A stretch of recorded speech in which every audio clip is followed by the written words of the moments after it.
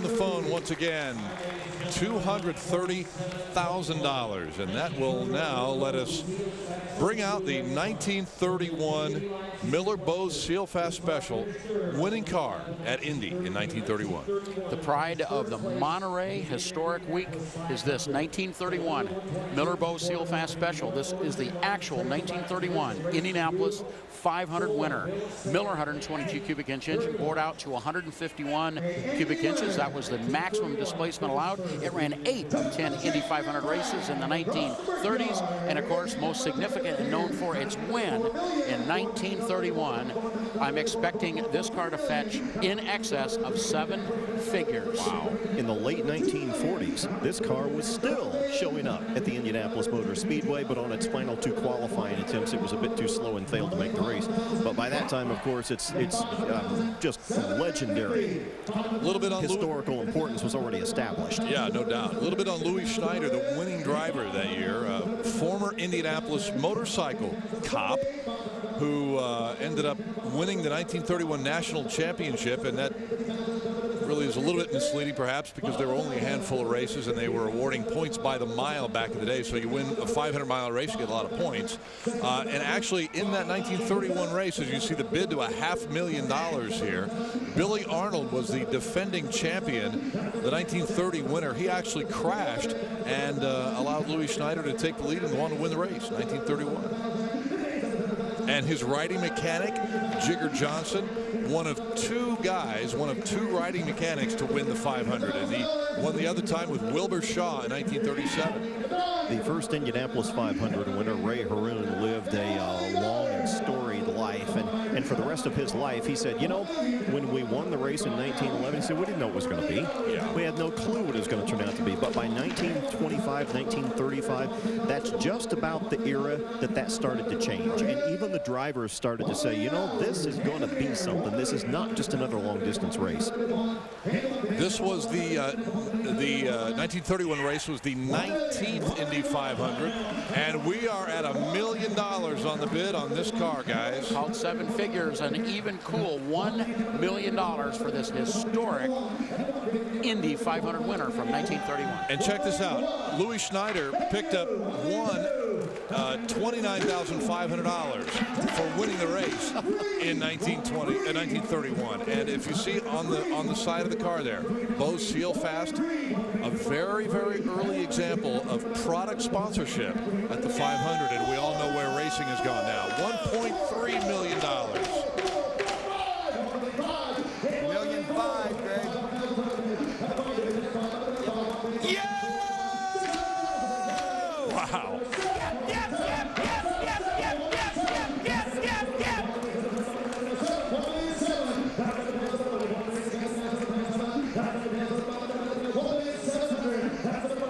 Bobby McLaughlin with a guy on the phone with a guy. $5,650,000. Reserve. Wow. And the reserve comes off at $1,650,000. Applause around the house. This packed crowd is in awe. And it's up to $1.7 million. $750,000. And we are not done yet, My Scotto. goodness. $1,900,000, Greg. How often do we see a winning car from the Indy 500 cross the block? Well, not very often. No, and I did have a chance to slide behind the seat of this car, and I really had to think about it before I did it. Yeah. Am I worthy? The Speedway Museum, as we're at 1.8, the Speedway Museum has over 30 winning cars. A number of the earlier winners are not accounted for, don't even exist.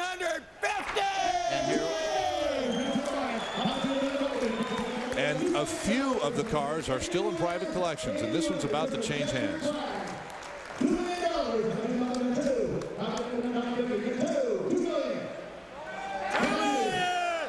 $2 million. $2,000,001, Greg. One more time. Okay. Well, we're done. Are we? We're done. Ever offered publicly for sale. Bobby Mack's man looks like he's out. And even $2 million. Let's hit him at 500. All done, Greg? One more. He's come a long way for that car. Let's take it home. 2,050,000.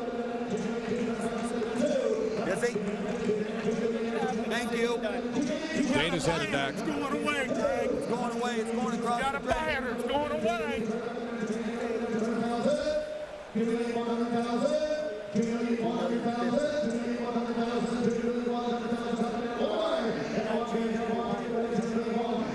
going to go across the drain. 2,050,000, Greg. I'll get him in. It's going to go across the drain.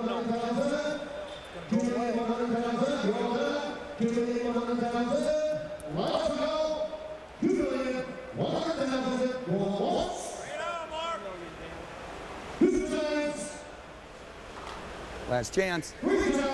Last chance. You'll go. Uh-oh. We missed it. It's sold. Cool customer in the Thank front you. row at $2 million. The 1931 Indianapolis 500 winner. $2 million is probably more than what the gate receipts were at the Indianapolis Motor Speedway the day that that car won. That's You may a be good right. observation. Wow. $2 million. Not sure if people realize how rare it is to see a 500 winner anywhere at all under any circumstances. What an honor for Mecum to get this historic, significant car and goes all the way, selling at $2 million. Well, you tend to think that there's got to be 95 or 100 of them. I mean, just look at how many races, but a number of cars won multiple times. Sure. Some of them are no longer in existence, and some 30 of them belong at the Indianapolis Motor Speedway Museum. So they're very few in the world. Yep. Looking at a $2 million car right there, driven by Louis Schneider to win the 1931 Indianapolis 500 80 years ago. Of course, this past May, the 100th anniversary, not the 100th 500, that's coming up a bit later, but the 100th anniversary of that first 500 in 1911. All right, let's move along after we see that one roll away. I bet you that's the most photographed car at the auction this year, perhaps. On the entire peninsula, perhaps. We may see that. And already, look at this one. Another no reserve car from the David Uline collection. And this is already at $500,000. Wow. Mercer Raceabout, first muscle car. Stutz Bearcat, Mercer. Yep. Several manufacturers back then that were building what were called strip downs or cut down cars. All motor, very little of anything else to make the cars heavier. And the Mercer was considered the muscle car of its day. The rare car. 600,000. Let's all go to the road track. Excuse me. The long line. 600,000. 600,000. 550. 600,000. Dana Mecum back there checking on a potential phone bidder. We're at 550 right now. Now to 600,000. You know, these cars were raced. They had a lot of cross-country races back in those days. They had a famous Paris to London race, and these cars would compete. And Henry Ford was very involved in that kind of racing with his Fords back in that time. He really doesn't get a lot of credit for that. Of course, we certainly respect and admire the fact that he popularized the mass production of automobiles, but he was quite a racing fan and set several speed records, in fact, with some of his early automobiles.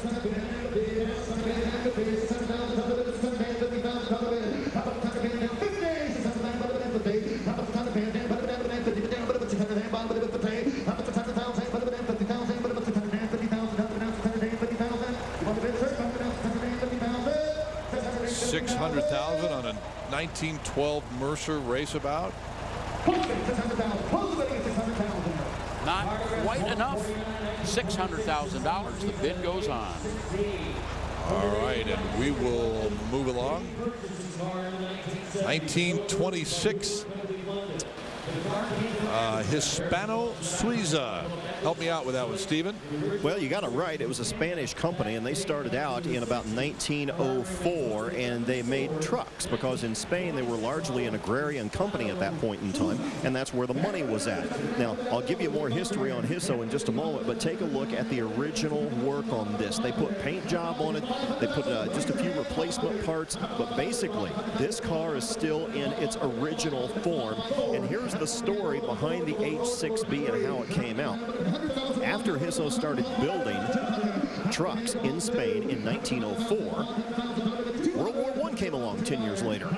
And by golly, defense contractors never miss an opportunity for a profit, so they started building engines. Then they went into building aircraft engines. And if you know anything about old airplanes, you'll recognize names like the SPAD 7, the SPAD 13, which was a French, an American, and Italian fighter airplane, the Royal Aircraft Scouting Experimental 5A, the SE-5A. All those airplanes were powered by Hispano-Suiza V8 engines. So after the war, it was very, very easy for the Hispano people to say, you know what, we're going to make a very easy move from trucks right into big, powerful luxury cars because they had all that experience making good, lightweight, powerful V8 engines for aircraft from, for 3-4 years all the way through World War I. So that's the history behind this car. The H6B was in production for a number of years. It came out at 135 horsepower, and this is the secondary version of the H6B. This is the upgraded version that you're looking at right now.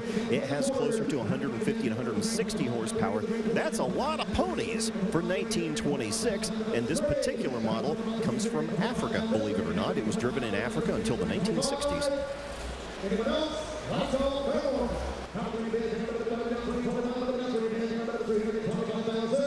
Bid up to $300,000. And the bid goes on. $300,000. Got some more big coin on the way from Monterey. We'll break away for a moment, though, and be back. 2003 Standcraft Torpedo is coming up. Want to turn a junker into a jewel? There's a hole in the floor. I'm not happy with that. See how a master dealer... Got yourself a deal.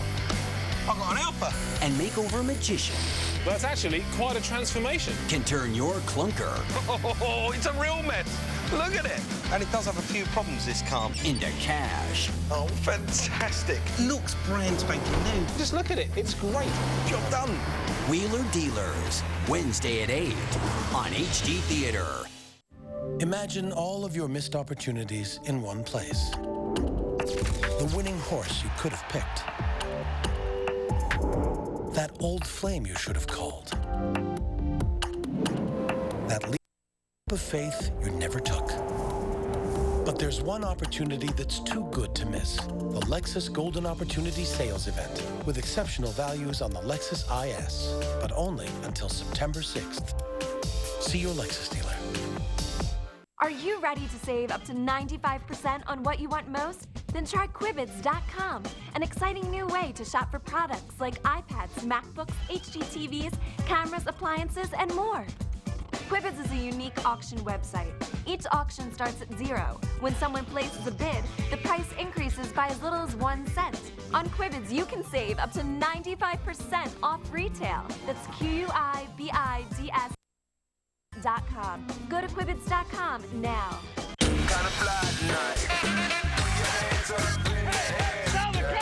If anybody can get the job done, that's the man. I've never sold one this cheap. Very rare, completely original and unrestored. Museum showpiece. This is awesome. Anybody can design and build their own motorcycle. You add a few things, you repaint it, you do it the way you want. We'll build a period race bike out of this thing. Bike is gonna get torn down or rebuilt. Boom, baby. I defy anyone to say this bike isn't a Norton. One of these players is going to walk away with $1 million first place prize and a coveted WPT title. It's never going to get old playing for $1 million. The fame, the fortune. He's the favorite to win this hand and take this title right here, right now. Anything can happen at the TT. I knew it was going to be down to the last lap.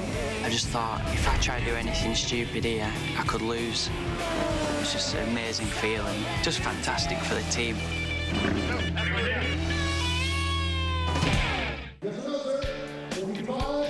Back live in Monterey, let's show you the top 5 sellers. We've had a lot of activity in the last half an hour or so, including the 1931 Miller Bose Seal Fast Special, the winning car at the Indy 500 in 1931, $2 million. You see this 37 Bugatti, $350K.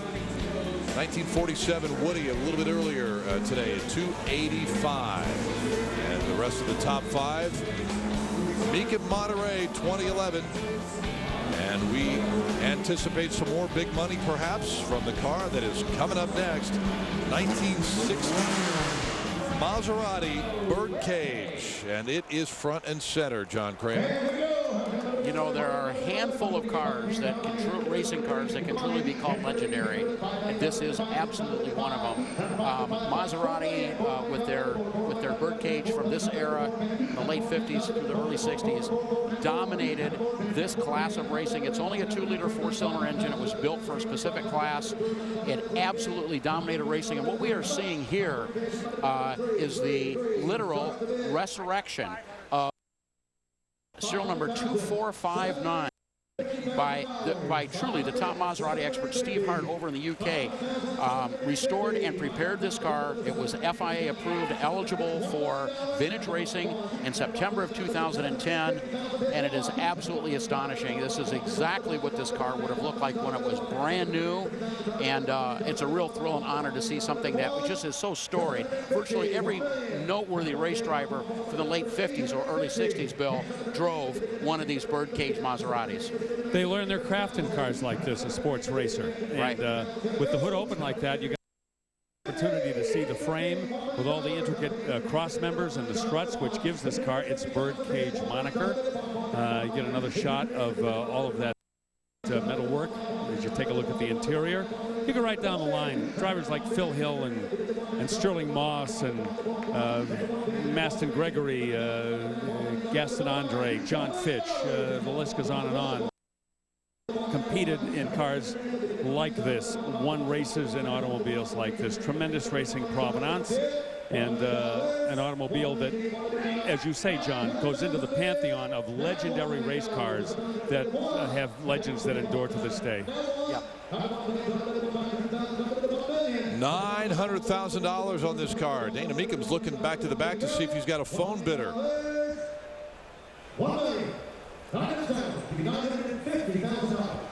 We're going to button up the bonnet.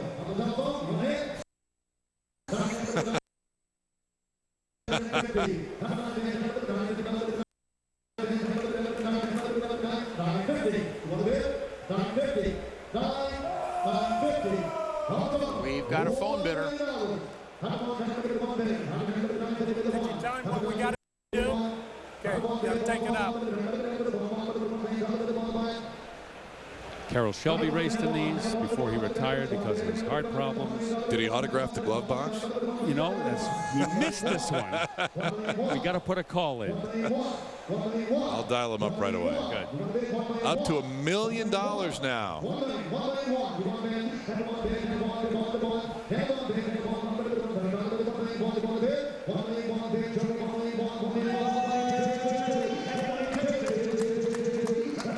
Got a bidder on the phone. Got a bidder in the house now. 1.3.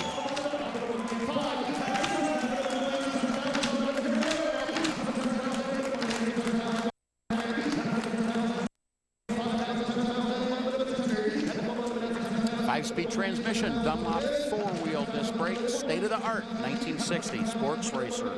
Nimble, easy to drive. That's why so many drivers spend so many hours behind the wheel of these cars. It's so predictable, easy to toss around, very forgivable.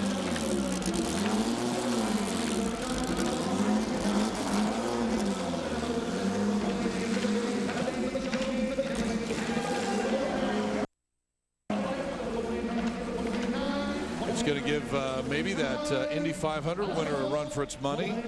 Let's see what happens. $1.85 million.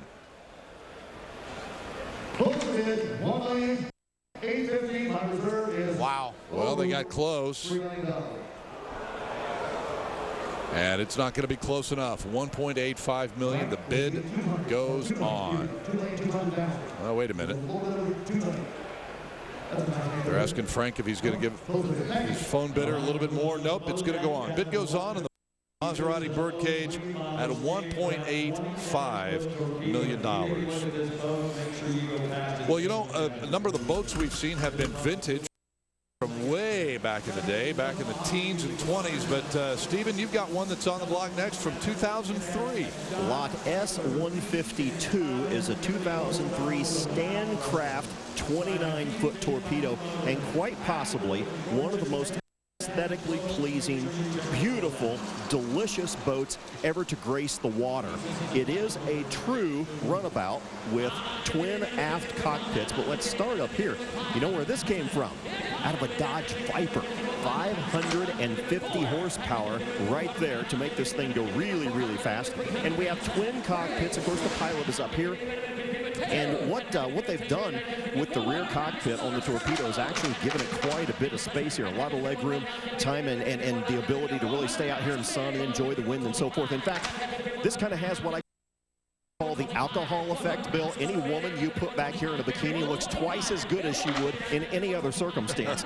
And you tend to look at this boat and say, you know what, this is kind of a tribute. It's not a real runabout with a wooden hull from the 1920s. It's kind of a tribute to it. But that's not true at all. Actually, Stancraft began with Billy Young at the helm back in 1933, and they've built all through the heyday of the mahogany wooden hulled boats all the way up until today. They still operate out of Idaho, making today in the very same family. They've gone through 3 generations of ownership now. So this is not a tribute. It's not a replica. It's not where a late breaking idea where somebody said, hey, let's kind of go back in time to make this. This is all these guys have ever done, and it is really remarkably beautiful. Hey, that boat's got a Viper engine. Give me that's a jet ski. It's the world's biggest jet ski. Holy moly, man. A Viper motor, 550 horsepower. You know, that 29-foot boat at 55 miles an hour, that will seem like you're flying. Oh, yeah. Oh, I'd love to get behind the wheel of that. No kidding. 150 now as Matt Morveck handles the auction. This is, we've talked about how big boating is at Lake Tahoe. A lot of things big at Lake Tahoe, but this was the People's Choice Award winner at the Tahoe Concours not too long ago. Scott, when you see this boat in the water, it sits very, very low. The water line on this boat is extremely high. And those two things, number one, it's just the right. It lets the boat rise up out of the water at the bow and really take on a lot of speed. And number two, it just looks incredible. Oh, yep. Custom-made trailer along with it. And the bid goes on the 2003 Stancraft Torpedo Tomahawk. Well, Bill Stevens, you told us about this 1930 Packard Waterhouse, one of only 3 known to exist, and here it is on the auction block right now. Let's see what happens to the zeros as this one goes up for bid. Waterhouse Victoria 745 model, very elegant. So many things on this beautiful classic that you can look at and see that it just is so distinctive, from the paint to the bright work, the big beautiful full disc wheels. We mentioned at the top of the show the beautiful red accent that's painted along the side of the car that really accentuates the sleek lines of this. A convertible coupe style. That is a convertible top. It does retract, but it has the formal roof line of a coupe when the top is erected. And beautiful burled wood all within the inside, even on the running boards. Look at the running board, you'll see how they're also just so beautifully turned out in the wood and the chrome rub strips. A lot about this car that you can see that back when it was built around just around the Great Depression, unfortunately, how people would have lusted to own this car if they could find the money to purchase it. Just an outstanding classic. And the reserve is off. $235,000. Only a few hundred of these Packard Waterhouses were ever built in between 1929 and 32. Of course, the Waterhouse Coach Building Company responsible for the bodywork here.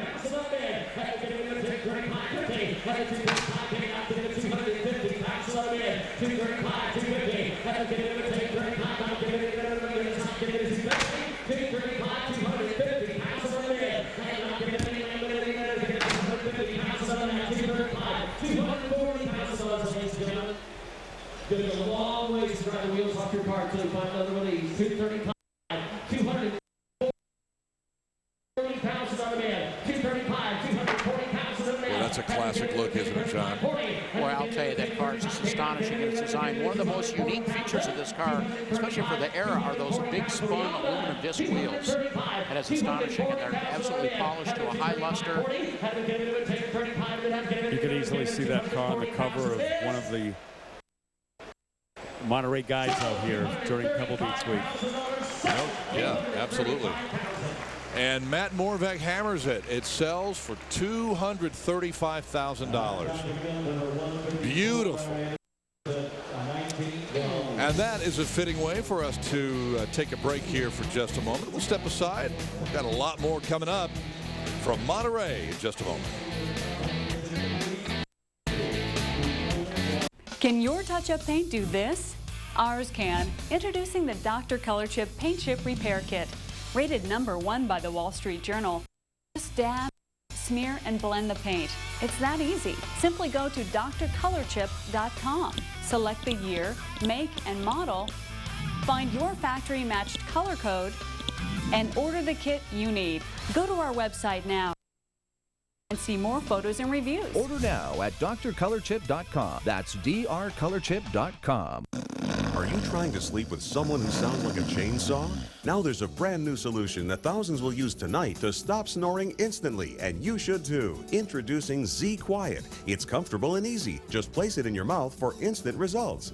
Z Quiet is cleared by the FDA and designed by dentists, so it's safe and effective.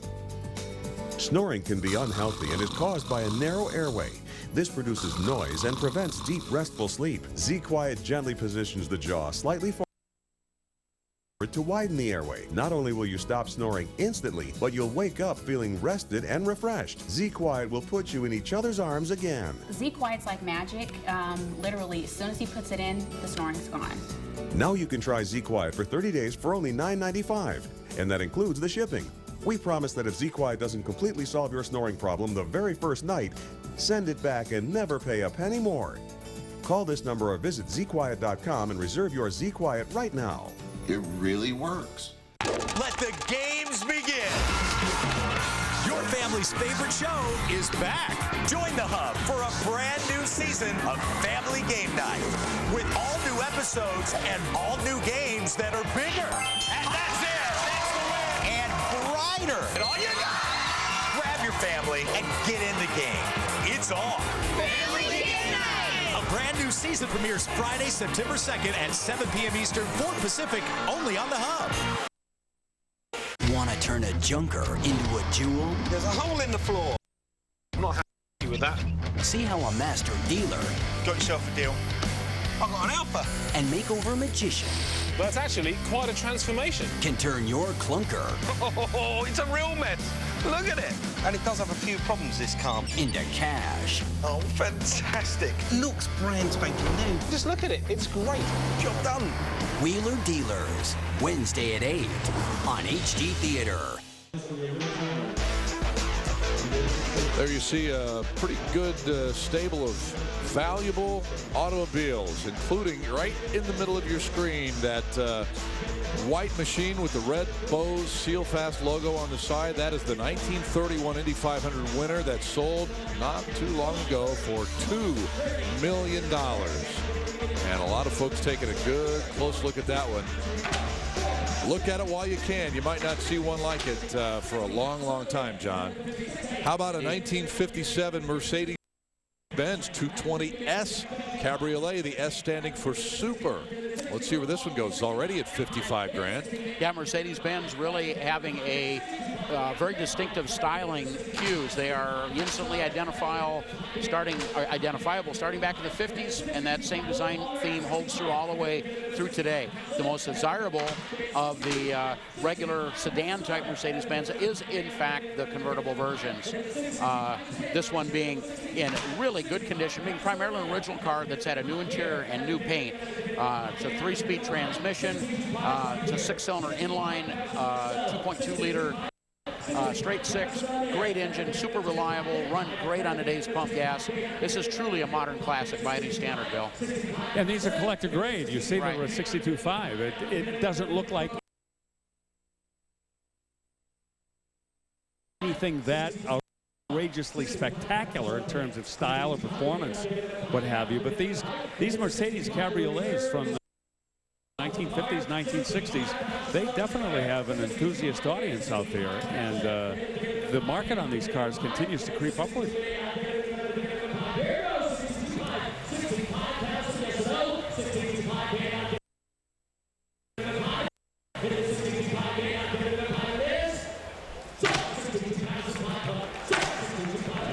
And Matt hammers it, 62.5 on the Mercedes-Benz 1957 version.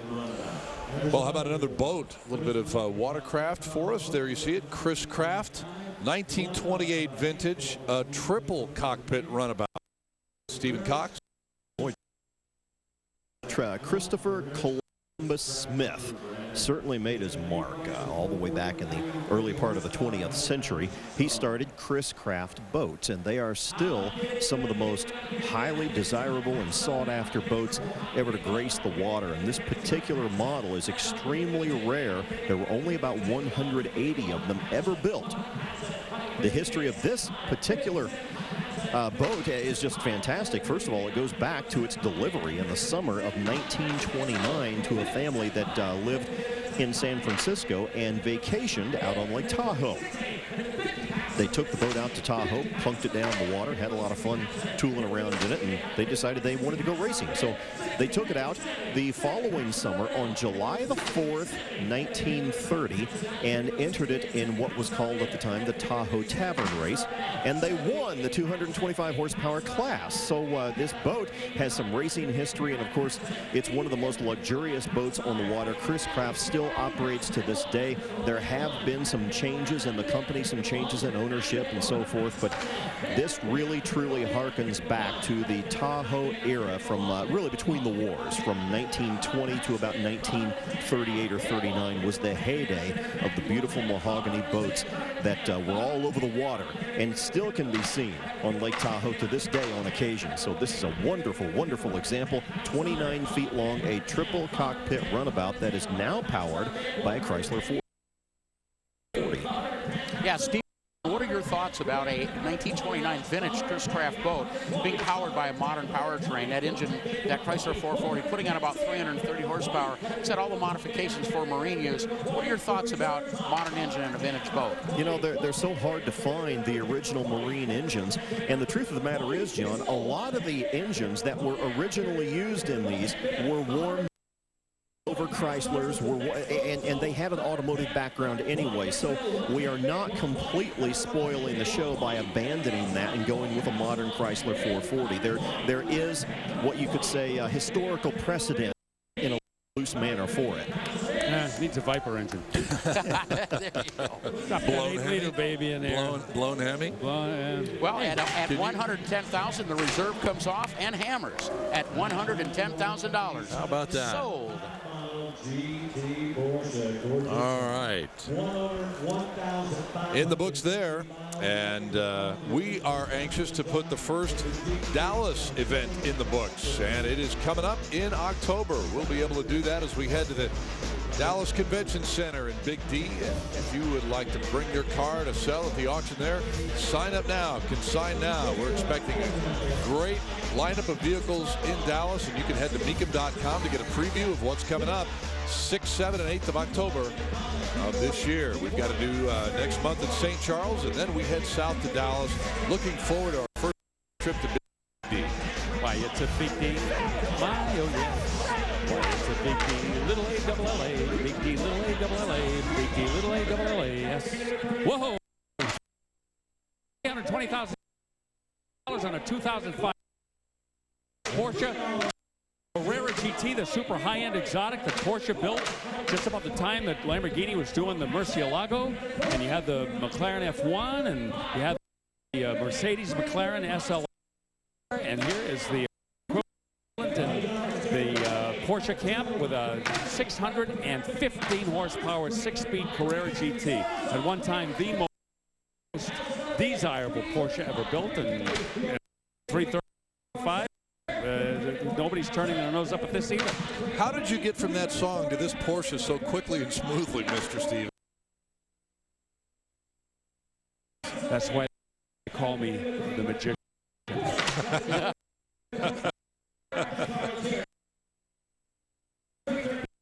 Well, I tell you what, it's no trick that the reserve is off on this Porsche. $335,000, John Kramer.